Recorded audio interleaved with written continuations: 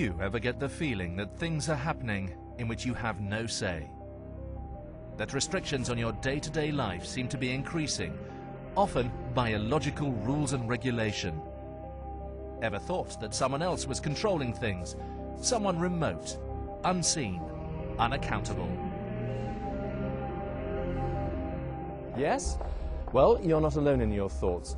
Our country is effectively being governed remotely by the Parliament of the European Union, severely restricting Britain's independence. They are literally controlling your lives. No one's ever told us before the fact that 75% of the laws by which we live every year aren't made in Westminster, aren't made by the MPs we vote for, they're made by these Brussels institutions. Literally everything, from whether our local post office is going to close to a collection of bins, is decided here in Brussels. And it's the story that nobody wants you to know. 100,000 new regulations have come into force since 1973 as a direct result of Britain's EU membership. These rules cover a range of domestic issues such as immigration and asylum policy, energy policy, transport, health and safety, and VAT, to name a few. They are zealously enforced by our own bureaucrats, many of whose salaries are paid from your council tax and business rates. The EU's power was set to be extended with the creation of the EU Constitution, the foundation for a very powerful European superstate. But 2 years ago, the people of France and the Netherlands had a referendum on that proposed EU Constitution. It was roundly rejected and stopped the Constitution in its tracks, or so we thought. Undaunted, the EU have ignored democracy and pushed forward with an alternative.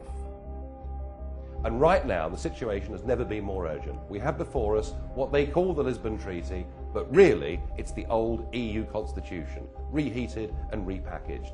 If it passes, it will give the European Union the ability to legislate literally over every single aspect of our lives. The aim of this video is to illustrate the far-reaching control exercised by the Parliament of the European Union and the imminent changes that will irrevocably alter the independent state of the United Kingdom.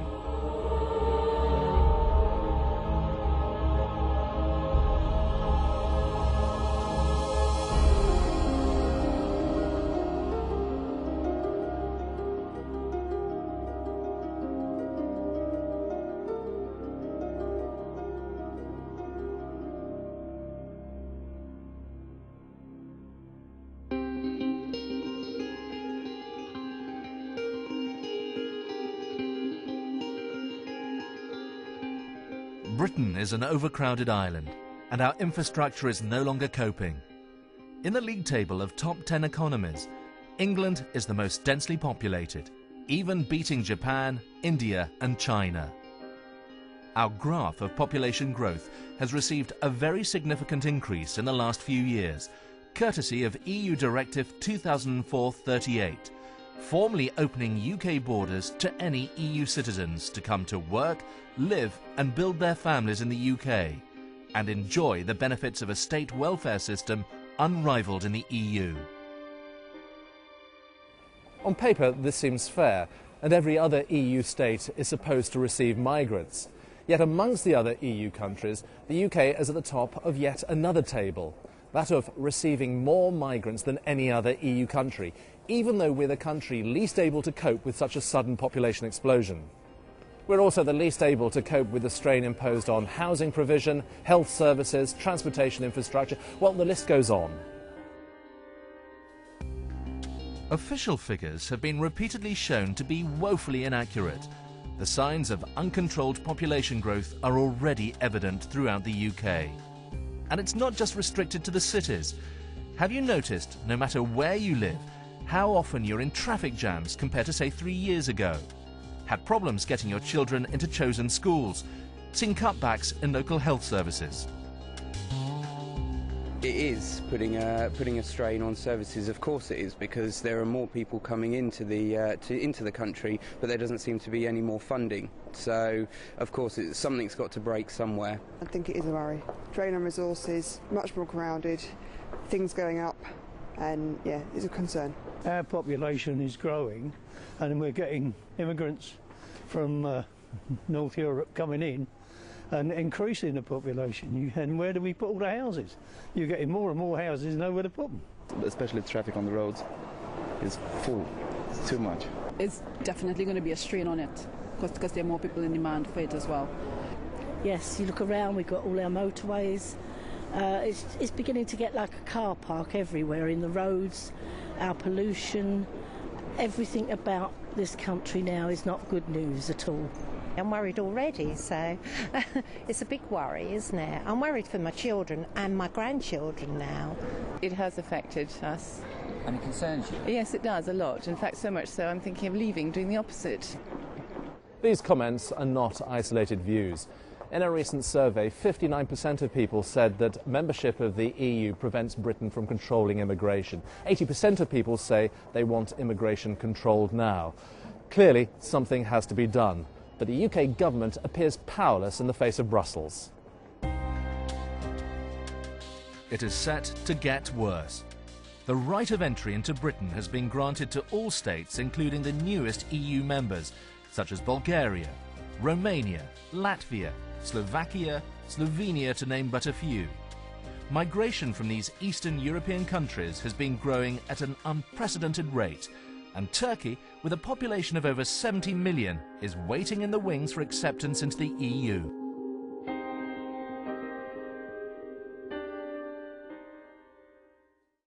Have you ever wondered why the cost of sending a letter has increased so much recently? Or why you're now charged nearly 75% more for sending an A4 letter, even though it weighs no more than a standard-sized envelope? Well, we can thank EU Directive 97/67. They came up with this new system in a drive towards achieving harmony of European postal services so that we in the UK could benefit from, well, lower prices. What it meant in practice was that the Royal Mail had to open up its business mail services to foreign competition like Deutsche Post, which has now muscled in on the lucrative bits of Royal Mail's market, but leaving poor old Postman Pat with the unprofitable domestic postal deliveries, trying desperately to keep the costs viable, but without the profit from its business post to keep it afloat. I think we'd all agree that post offices play a vital role in keeping communities alive. Indeed, without the post office counter services, many rural shops like this one would be forced to close. And yes, the government acknowledges this and has set in place subsidies to ensure post offices can stay open.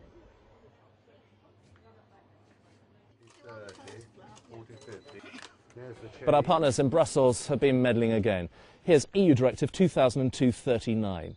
The EU Parliament insists that the size of the postal market reserved for national monopolies must be reduced and that the UK government must seek permission before any state aid is granted.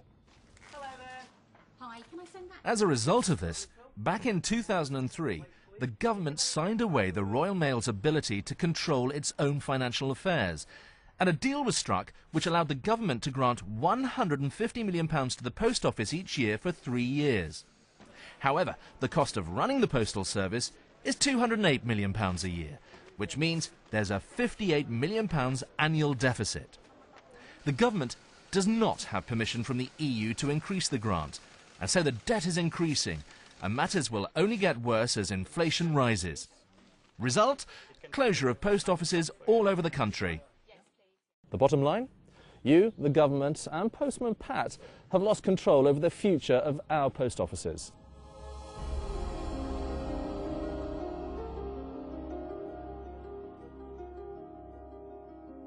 Let's talk about what we get from the EU. Every year, the UK contributes a huge amount of money into the European Union. How much? Well, just imagine I'm on my way to Brussels without payment for the year. This UK truck is full to bursting. £14 billion of taxpayers' money. OK, let's go. Obviously, our friends across in France make a similar journey each year.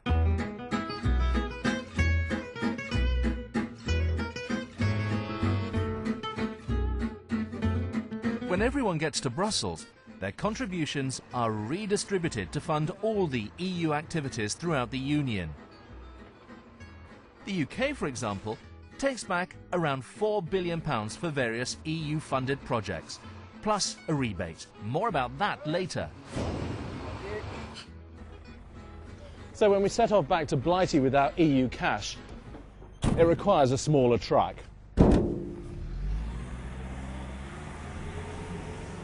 And there's Henri, with his rebates, back off to Paris. But he appears to be in the same truck as he arrived in. So what's going on there? It appears Henri returns to France with 98% of his contributions, the bulk of which is destined for the French farmers as part of their common agricultural policy deal, because historically it's always been that way. This situation has continued for many years, and it's set to get worse. So far, the UK has contributed £300 billion, of which only £66 billion has been spent directly in the UK. I just think they take the mickey out of us, basically. Especially common agricultural policy. I don't think that's right. It should be worked out again, or they shouldn't have it. That's my feeling, that we sort of play cricket in this country, and abroad they don't necessarily. Kind of get screwed over, I guess, don't we? Spending that much money, what do we get out of it? Not much. The hard-won rebates that Mrs Thatcher negotiated many years ago were surrendered last year by Tony Blair. Add to that the funding for the newest members to the EU club, and we're in for some very expensive years ahead.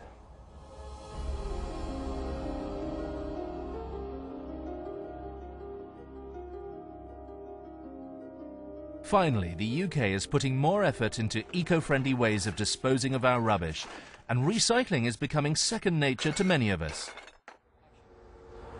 This has resulted in reduced levels of domestic waste going into precious landfill sites like this. As usual, the EU is driving to encourage recycling, not through incentives nor education, but with a new tax. And the culprit here is EU Directive 1999-31. Another weighty contribution to the tip. It dictates that by 2020, around half of UK household waste must be diverted from landfills. The EU has imposed a UK landfill tax of £32 for every tonne of waste your council brings here. The impact of this EU intervention has been felt here, and is one of the reasons why your council tax has gone up, and why collections around many parts of the country have been reduced to once a fortnight. Worryingly, some councils are now resorting to installing computer chips in wheelie bins in preparation for charging individuals for the rubbish they put in their bins. And it will get worse. From 2010, the landfill tax will have increased substantially, set to be between £100 and £150 per tonne. Someone has to pay this tax, and it'll probably be you.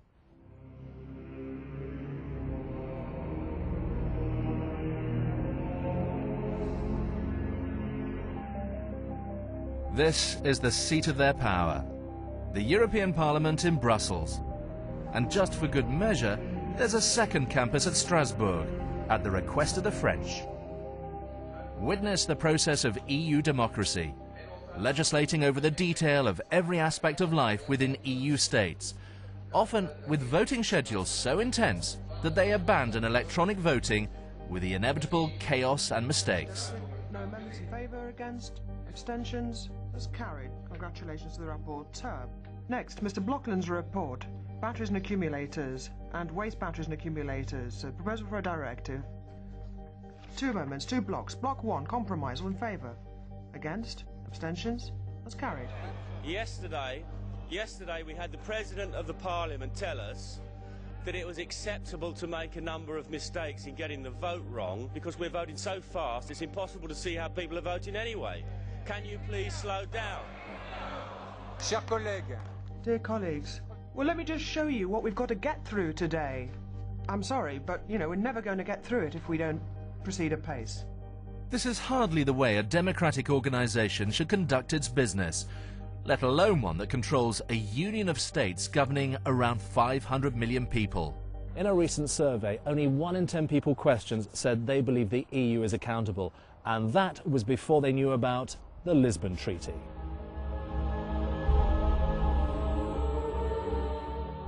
the Lisbon Treaty affects every bit of life in the UK and in all other community countries. Every democratic and legal safeguard for which we've lived for centuries in our country is now literally under threat by this new treaty.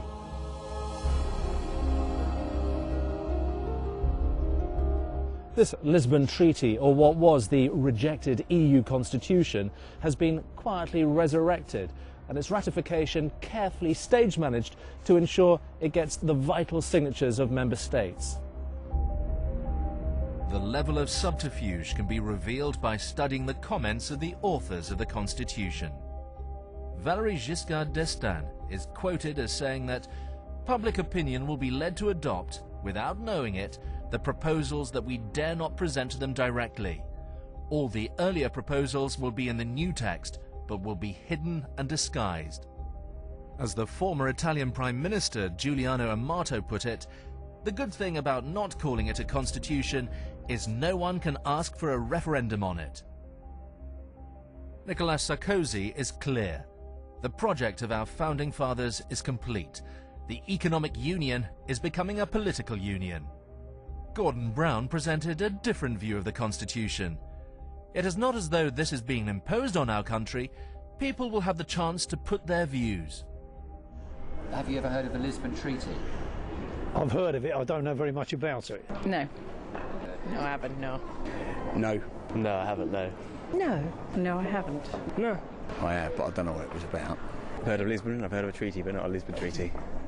With the electorate now excluded from the process, the required politicians' signatures were all that was needed, some secured even before the treaty had been published. Incredible. Prime ministers, foreign ministers take a decision that a text they want to propagate as improved democracy should not be read by any citizen before it has been finally approved. Sign! Don't read. That's the message of the prime ministers and the foreign ministers. In my view, it's illegal.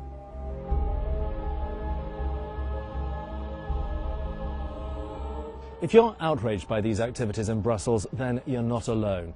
In a survey conducted last year, people were asked about their views on the EU constitution. 90% want the opportunity to vote on a new EU constitution. 72% of people think the EU constitution would not benefit the UK. And 77% think that whether we want it or not, the politicians will probably introduce it through the back door anyway. Indeed, a majority believe that despite what politicians say, it is inevitable that the UK will lose the pound and adopt euros. This all seems a far cry from the optimism of the 1970s, when UK citizens were assured they were joining a European trading group called the Common Market. 30 years on, and the situation's very different. The people of the UK have ended up being governed by a foreign parliament, and the promised safety net of the right to veto has been completely eroded. We're not allowed to vote. We're not allowed to have a referendum. Our government are just browbeaten by them, and I think they're a disaster. So is that fair? If it's a union giving you equality, where's the equality? We should have our own laws in this country, and it shows up more and more. I think we have lost control. I don't think we've got any control now. I think a lot of people feel very strongly about it. Well, that really does concern me, yes, because there really is a terrific loss of control, you know, and that really does concern me, yes. It is frightening because I feel that we're becoming a United States of Europe. We're going to be a state, not a country, even though we are an island.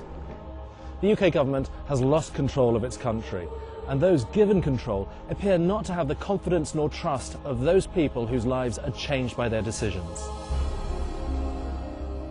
This is another element in this Lisbon Treaty, that it's the last treaty which can be put for a referendum. Why? Because it includes in Article 48, P7 and 6, the most important part of it, a self-amending clause. It means that prime ministers can meet, and when they then meet, they can decide an amendment to the treaty, which shall not be put for voters in any member state. They decide it on their own. Well, anyone that watches this and says, surely it's not right that all our laws are made here by these institutions, what they must do is they must write to their MP and tell him or her they'll never vote for them again if they continue to allow 75% of our laws to be made here by these institutions, and worse still, to ratify this new treaty, this new EU constitution, without a referendum. And if that doesn't work, well, in the future, what people must do is to vote for different parties, parties that say, let's be friendly with Europe, let's trade with Europe, but for goodness sake, let's make our own laws and govern our own country.